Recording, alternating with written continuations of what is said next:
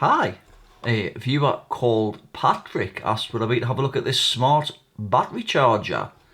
And what Patrick said was it all lights up, it looks like it's charging, but it doesn't actually charge. So I'll get the leads, we'll plug it into a car battery and we'll see exactly what it's doing. And resume. So by the power of YouTube editing, I've got a car battery connected to it. With the two crocodile clips here. We've got mains going into the dim bulb tester here, just in case it decides to explode on the bench. So let's switch it on and see what it's doing.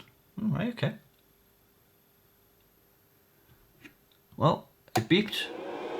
We've got a little bit of a flicker there on the dim bulb tester. Now the fans came on. Looks like it's showing a temperature, voltage. But it's not showing any amps there. I'll just zoom down a fraction. Yeah, 0.0 amps there.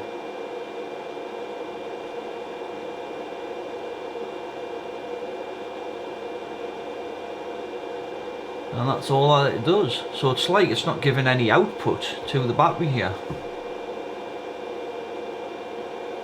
What happens if I disconnect the battery? Let's just try that.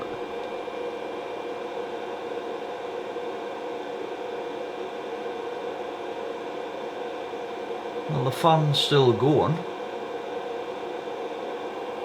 but it definitely doesn't seem to be outputting anything. Right, let's switch it off and let's have a look at it. So I'm just going to get this car battery out of the way. So unplug these leads. Just unplug this lead and then we'll see how it comes apart.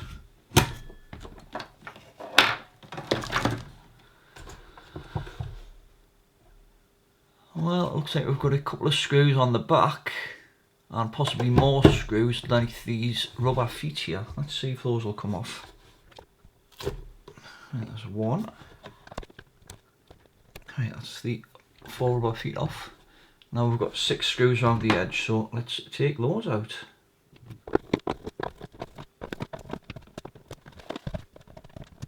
Right, I think that's them all out. So let's see what we've got in here then.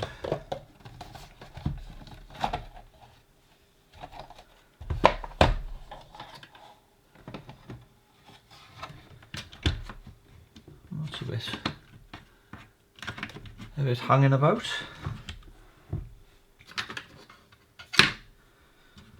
Let's see if we can get this board out. And because this has not long been on, I'm just going to be a bit careful when I take this out of its casing.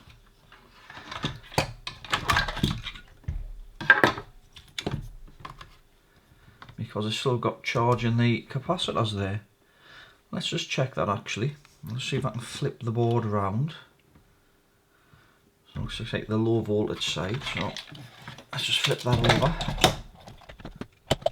Let's go and grab the test meter.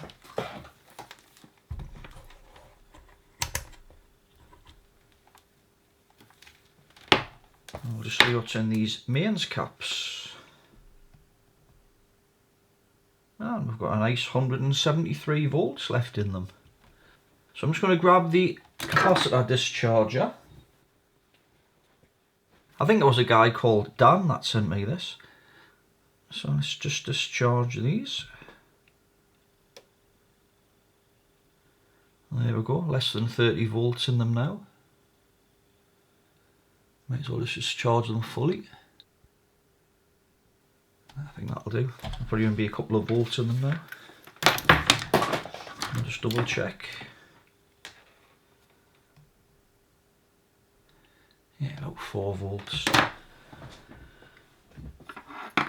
Right, so let's flip this over and we'll have a look to see what we can see on this board now then. And I'll just zoom down.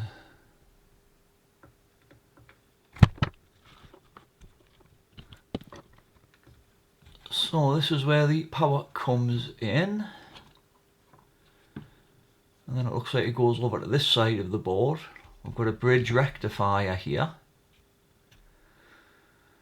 And a diode and that looks like a MOSFET there. So I guess this is a big inductor, and this will be a power factor correction power supply. And then it looks like we've got two main smoothers. Looks like we've got two switching transistors here, which probably drive the main output. And it looks like we've got 4 devices here. So I've just noticed down there that says D12, so that'll be a rectifier diode. I'm not sure about these ones here. We've also got a couple of other little transformers around here. And that looks like a little power supply on its own. That looks like one of those little offline switching ICs I've came across before in a couple of items. I think one was on the Dyson, one of the Dyson fans had one of those on for its little power supply.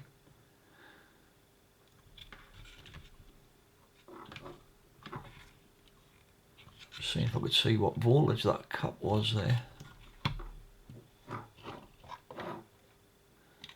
Right, so that's a 400 volt cap. So this is probably a little power supply in its own.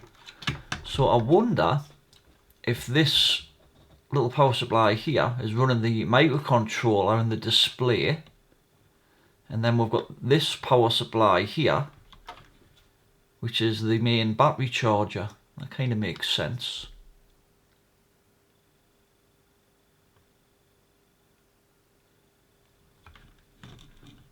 And it looks like we've got a relay here that switches the output.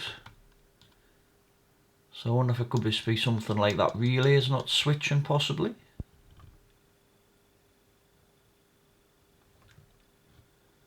Right, I'm just going to spin the board around so I can get a little bit better view of it.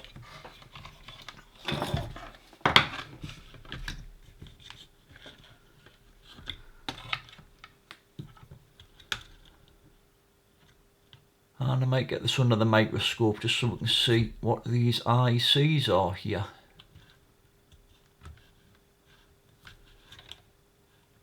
Just looking at that capacitor there. It might just be the shape of it, but I don't know if that's got a slight doming on it there. It does look slightly raised compared to that one.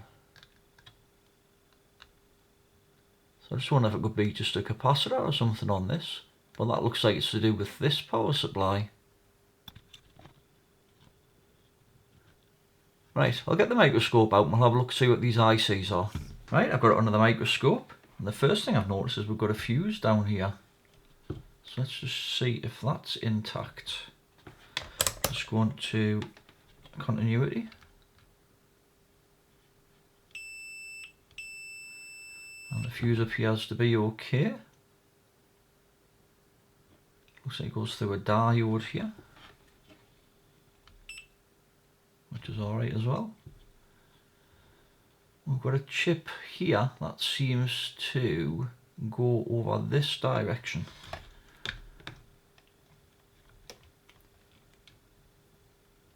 Seems to go over towards that transistor over there, which looks like it's for power factor correction. So I wonder if that's a power factor correction controller.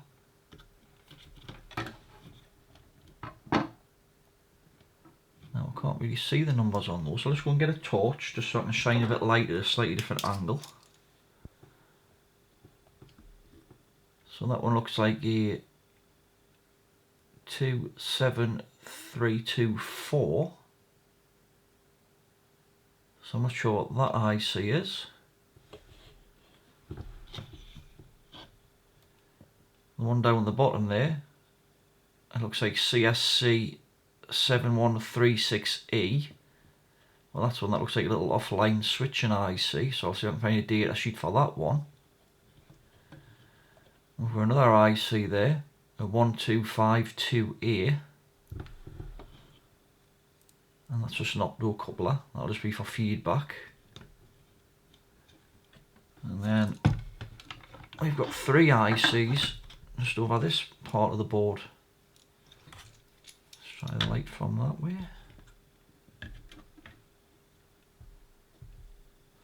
Let's see if I can focus that in a bit better.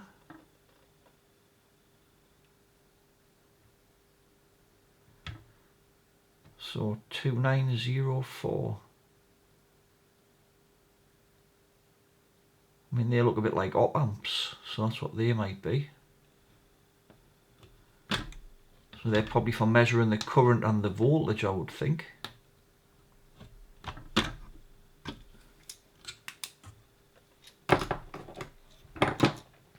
But the only thing that looks slightly suspect so far is possibly that capacitor there, with a slight dome. But this is actually brand new. He said when he ordered it, it came when everybody was in lockdown and that and stuff.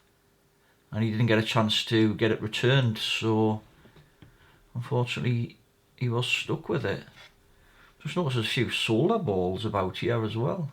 Little bits of solar there kicking about.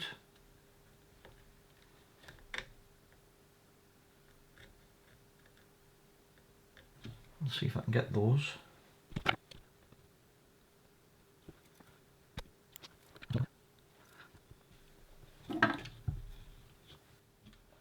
Right, I'm going to look up the data sheets on these chips and then we'll see where we go from there.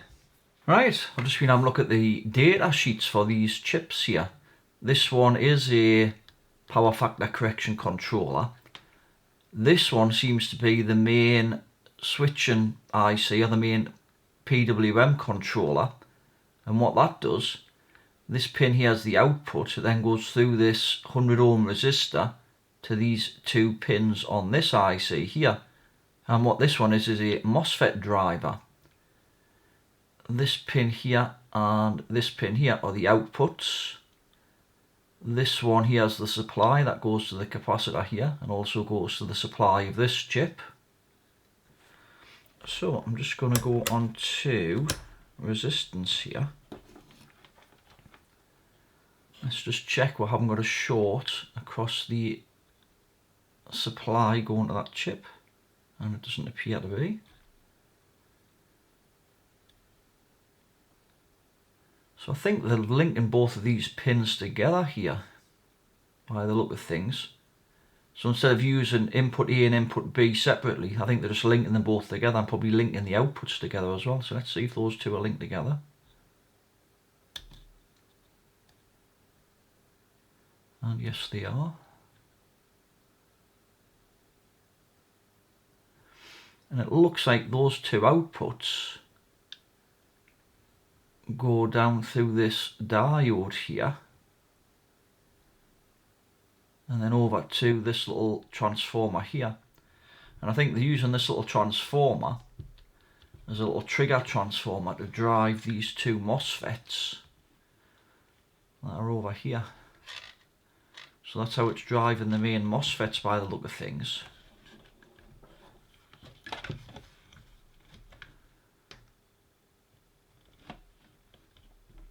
And this little offline switcher just down here, that seems to be driving this transformer to drive the power for the microcontroller. But I don't know why it's not working. Well, the only thing I've seen so far is this capacitor here. So I might just pull that and we'll just check that just to see what the capacitance of that is. I think what I might do as well is just remove this board from the plastic housing just to make it a bit easier to work on instead of this big lump of plastic here. Let's just add a bit fresh solder to these two pads here.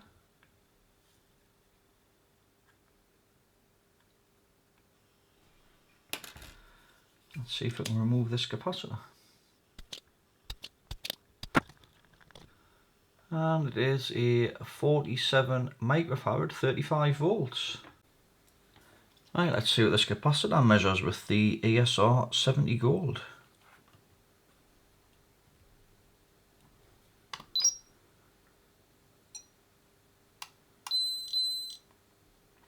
Well, the capacitance is a bit down on it.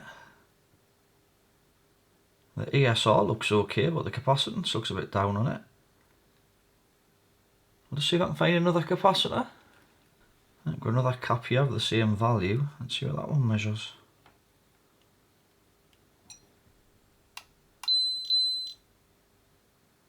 Higher ESR, but the capacitance looks about right. think I might try that one just to see if it makes any difference. So let's pop this one in. And we'll put it round the right way.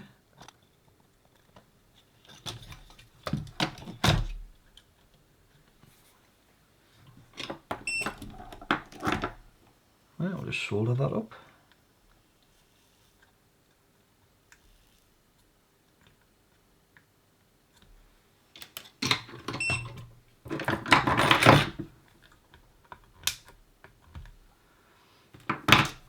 I'm just going to give that a little bit of a clean off. Just using some isopropyl alcohol and a toothbrush.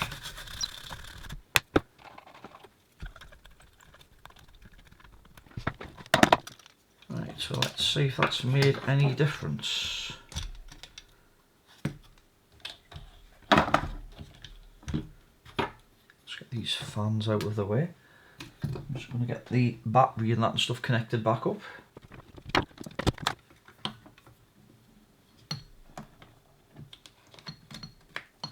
Right, let's switch it on and see what it does now then.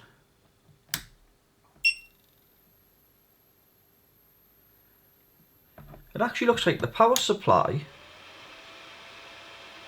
actually looks like it runs for a couple of seconds and then it switches off because the dim bulb tester here was just flickering for a bit.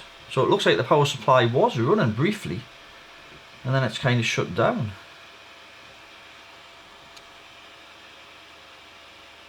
So it's just doing the same with 0 amps.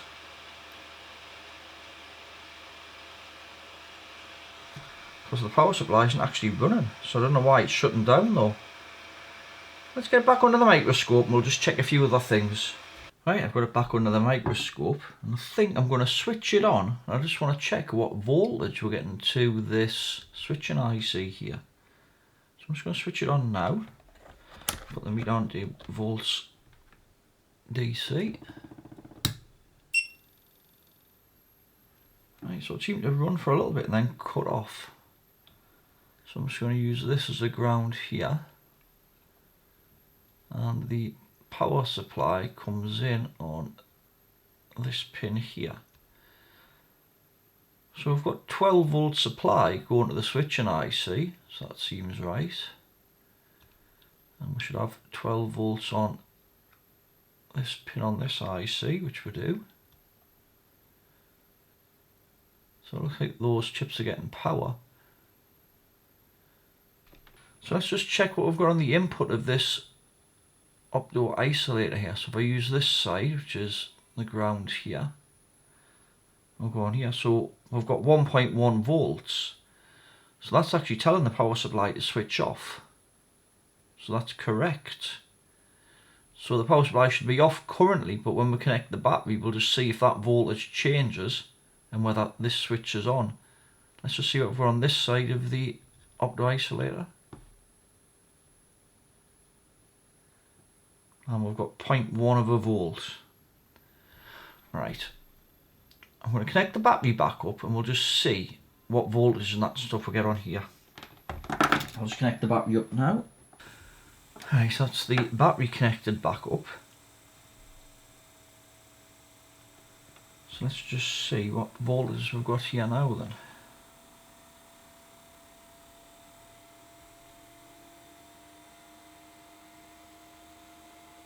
And we've got 0.2, so that means that should have enabled the power supply, but the bulb's not flickering on my dim bulb test. Let's see what we've got on this side. And we've got 6 volts.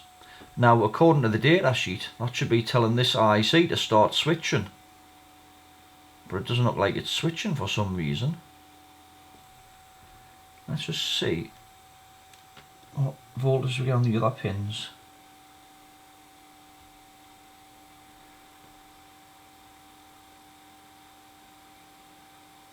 Let's just try this one here.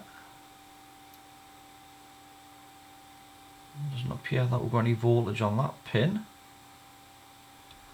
because I think that's the current sense and it tells the chip to shut down if it gets above 1 volt.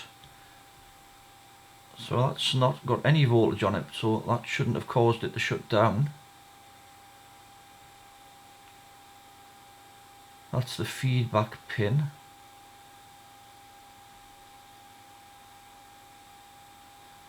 Now we've got 1.5 volts on that pin there, and I can't remember what that one's for.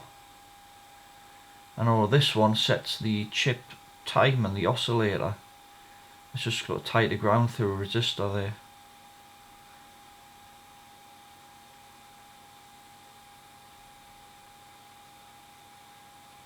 But we don't have any voltage on the switching output there.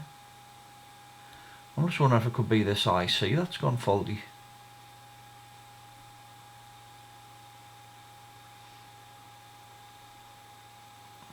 I'm just going to see what that pin's for, the second one down there on the data sheet, because I haven't got the data sheet in front of us at the moment.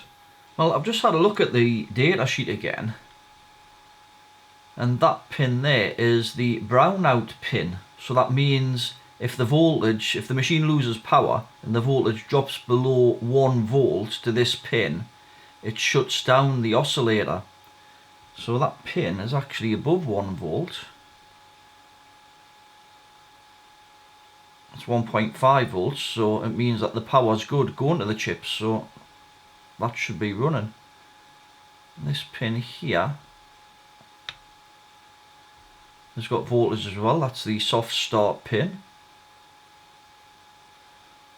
That's the feedback pin, and that tells it to shut down when it's grounded. That's got voltage, so that's okay. The only other pin is the current sense pin here, and if that gets to 1 volt it tells the chip to shut down, and that's at 0 volts. But perhaps that's rising up to 1 volt and it's telling the chip to shut down with some overcurrent protection or something. That's the only other thing I can think. Either that or this chip's faulty internally. I'm just going to try switching it off and then seeing if we can measure the voltage going to this pin. Ideally it'd be better with the scope, because this is on the main side and I've got a main scope. It's probably not the best idea poking around with this, but I've actually got a battery scope coming, so but I don't think that's going to be here in time. But anyway, let's try powering it off and we'll see if we can measure the voltage. I'm going to have to discharge the capacitors again as well, so let's just quickly do that.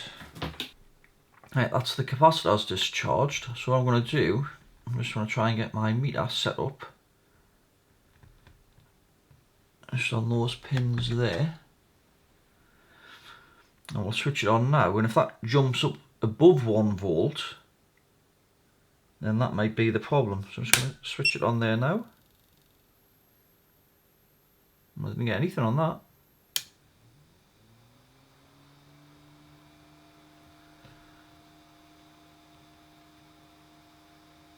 So it doesn't appear that it's that.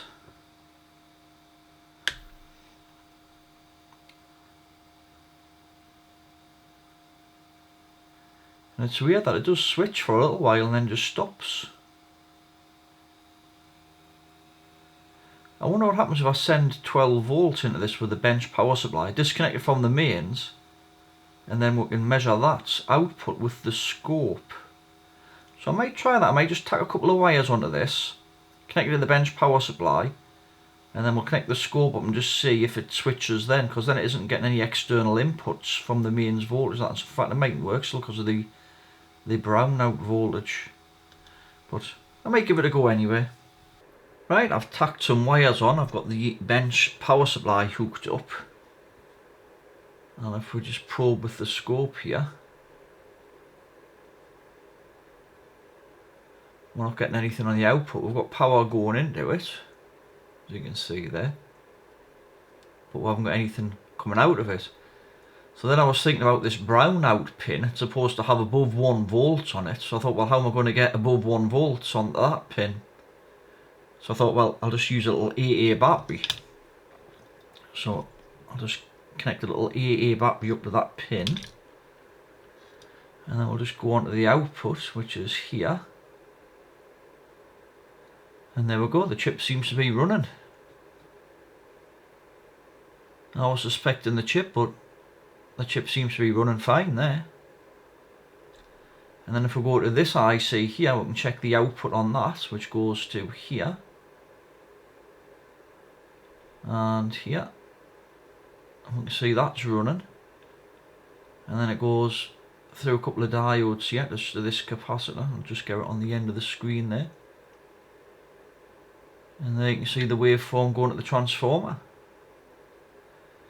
So it looks like this chip could be getting a signal to shut down, and all of the other signals seem present. So I'm just wondering if it's got something to do with the current sense. So I think I might change my attention to the output of the power supply, just in case there's some kind of partial short or something there. So I think that's where I'm going to look next.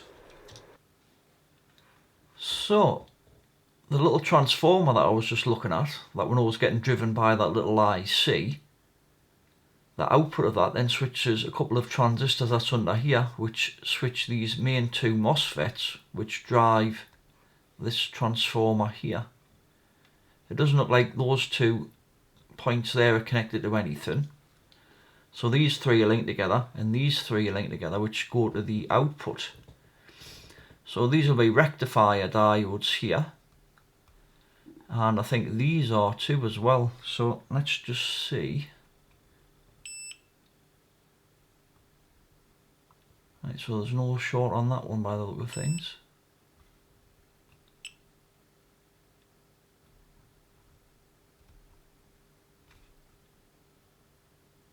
I think they're all linked in parallel. Let's just see if that goes to there. Yes. And there. And there. And then we've got all the centre pins linked together. And then we've got 3 current sense resistors linked in parallel. And that goes to the positive of these capacitors here. There's 3 capacitors here. That's the positive and that's the negative. Let's just see what resistance we get on these capacitors. Just go on to ohms.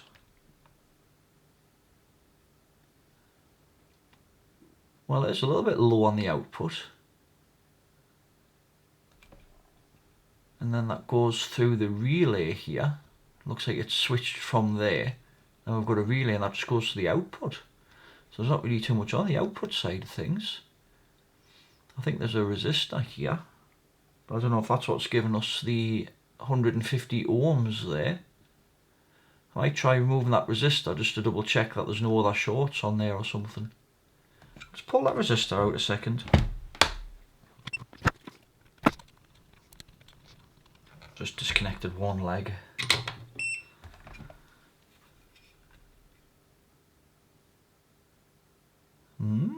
We've still got 157 ohms there.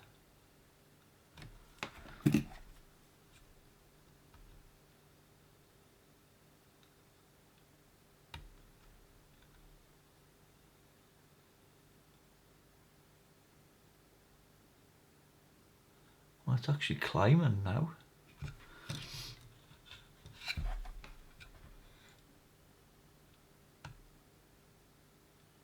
Well, that's strange.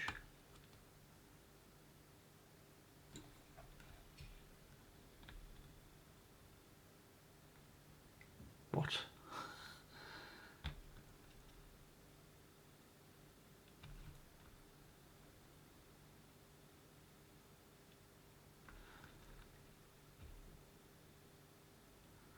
Well, that's strange.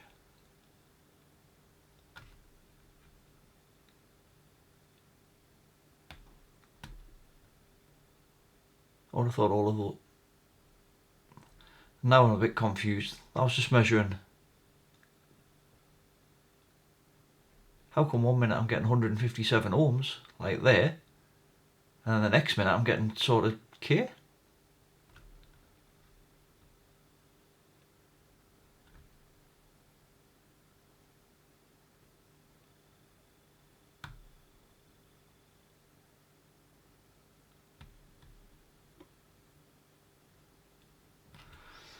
Right, so I might have a problem on the output here.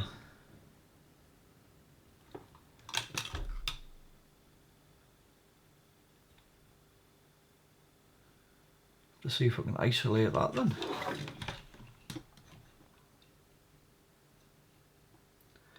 I can see some small components down there. There's a couple of capacitors and that and stuff hid down there. I'm just wondering if it could be a shorted cap or something maybe.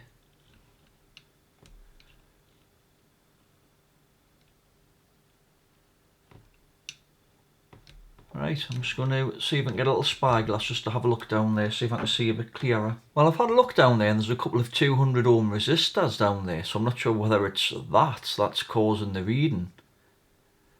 I was going to try and measure across there, but my probes won't actually reach down there, they're not long enough, and without taking the heatsink off and desoldering these diodes and that stuff is a bit of a mess on. So what I thought I'd do is I'll hook the bench power supply up just to the capacitors here on the output, and then we'll set the bench power supply to 12 volts at maybe 100 milliamps, and we'll just see if anything starts heating up. So I'll get the thermal camera out.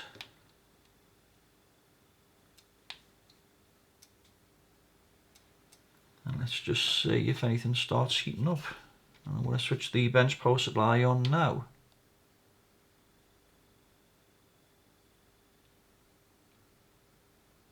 And nothing's happening at 100 milliamps. So I'm just going to try changing that to a bit higher.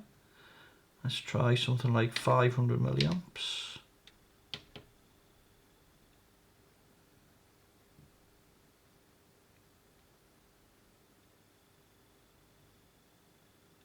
And that resistor's getting slightly warm, but that's about it. I can't see anything. Let's see if we can see those.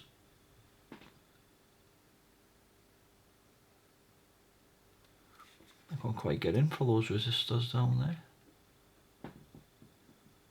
I think that's just reflections off the heatsink we're seeing.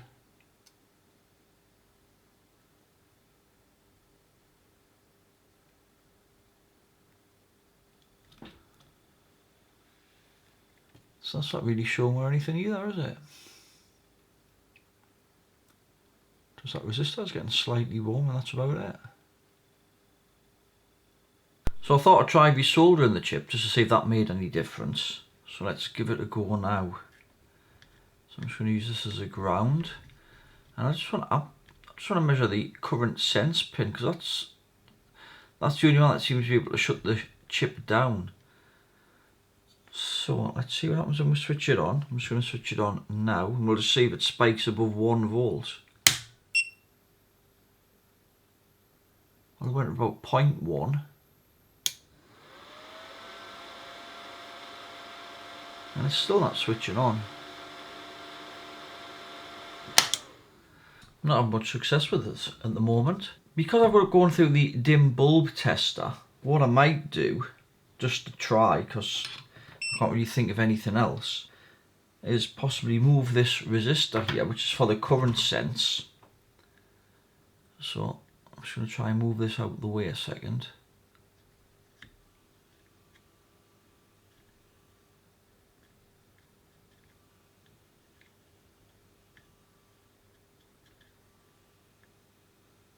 Like so. I'm just going to double check what the resistance of that is. I'm sure it was about 1K. Let's just double check just in case it's gone open circuit or something. I think it's because I've got some solder underneath it.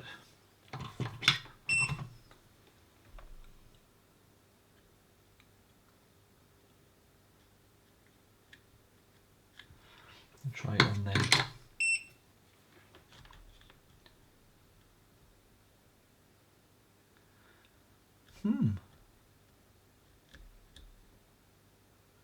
Yeah, there we go, 1K. It's because I had a bit of solder on it there. So that resistor's okay. But what I might do is just try and see what it does now with that pin disconnected. So because I've got it through the current limiter, it should be okay, it shouldn't explode, but we'll keep our fingers crossed. Right, here goes.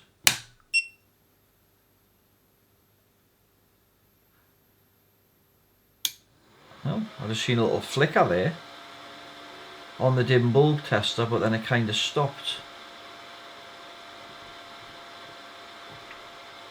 Let's just see what voltage we're on that pin there. 1 volts DC and not ohms. Right, well we've got 1.5 volts on there now. So why have we got voltage on there?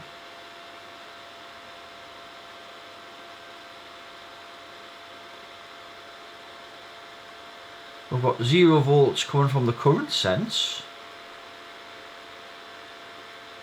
but we've got 1.5 volts on the chip. So that's supposed to be an input. I'm wondering if this chip's faulty. Let's switch it back off a sec.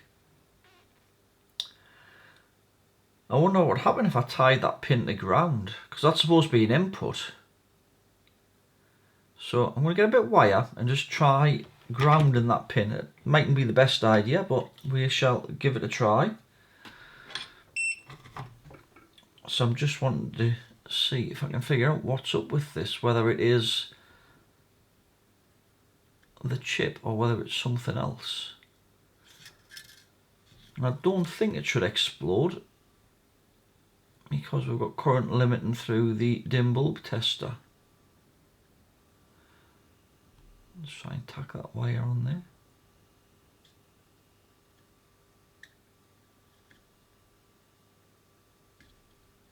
I think that's it. Right, let's just see if we've got that pin going to ground.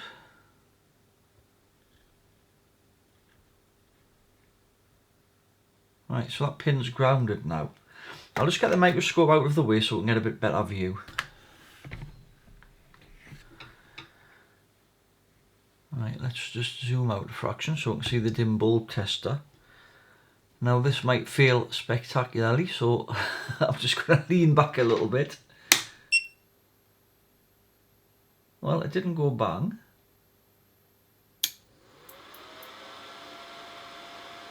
And it actually seemed to be... So it actually seems to be running there at the moment. Because the dim bulb tester's flickering, so the power supply is actually running.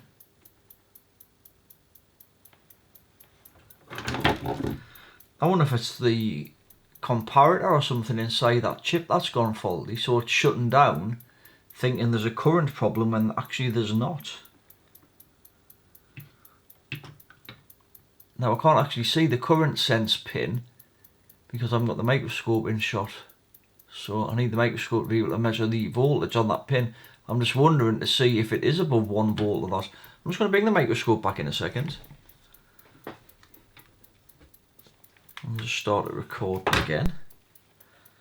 So I'm just curious to see what voltage we're measuring on that pin there. So if I just go on to ground here.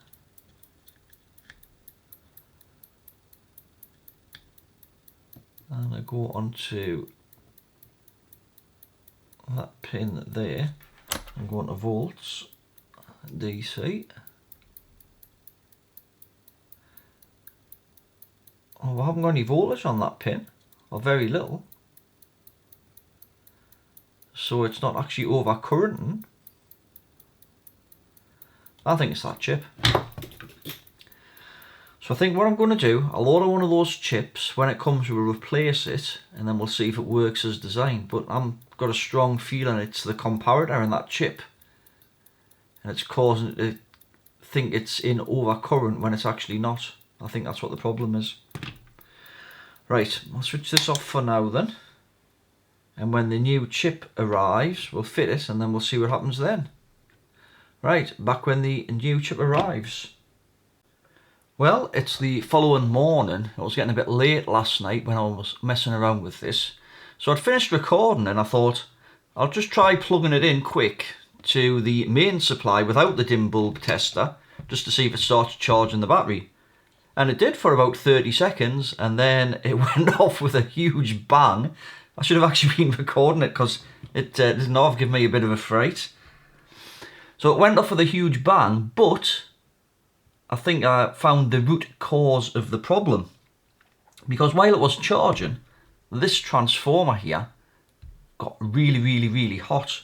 I don't know if you can see the lines in it here. So I think the root cause of this, so the chip will be okay, and it was detecting overcurrent, and the cause of the overcurrent seems to be windings failed in the transformer. That's what I suspect anyway, because if it was one of the MOSFETs, which I'd already checked, it would have blew up straight away. Let's see if one of those MOSFETs had shorted, and it seemed to be switching okay when I checked with the oscilloscope up to this point. So the power to the input side of the transformer would have been okay, and I also checked all of the diodes, and we even connected the output here to the bench power supply. Nothing was getting hot. I didn't detect any shorts on the output, so the output's okay. So the only thing between the input and the output is the actual transformer itself. So what I think was there's been one of the windings is partially shorted inside, causing the overcurrent and causing this to heat up. So it would require a new transformer to repair it, plus obviously a new MOSFET now, because I think one of the MOSFETs down here has blown up. You can see a bit of a black mark around it there, and also I think it took out a bit of a track here, and I think one of the capacitors round about here on the power factor correction circuit. So there's no markings on the transformer, so I don't think we're going to be able to repair this one, unfortunately. So a no fix on this one. So a little bit disappointing, I know, but it's just sometimes the way it goes, I suppose. So anyway, if you enjoyed this video, give it the thumbs up. If you want to see more like it, please subscribe. Any comments or questions, leave it in the comment section below. And as always, have a great day. Thanks for watching.